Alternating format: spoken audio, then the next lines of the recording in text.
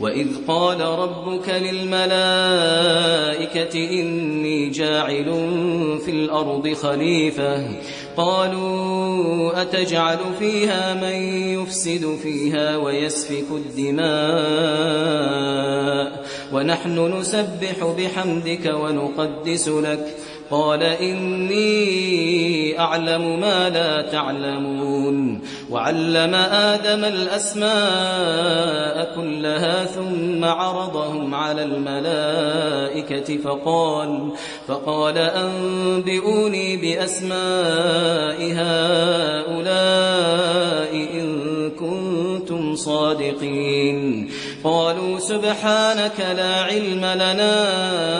إلا ما علمتنا إنك أنت العليم الحكيم قال يا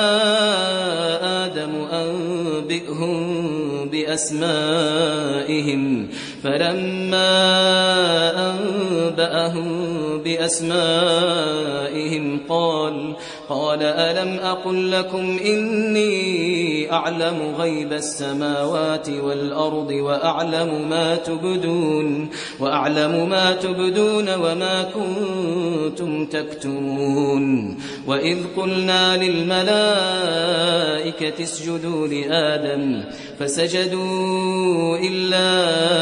إبليس أبى واستكبر وكان من الكافرين وقلنا يا آدم اسكن أنت وزوجك الجنة وكلا منها رغدا حيث شئتما ولا تقربا هذه الشجرة فتكونا من الظالمين فأزلهما الشيطان عنها فأخرجهما مما كانا فيه وقلنا اهبطوا بعضكم لبعض عدو ولكم في الأرض مستقر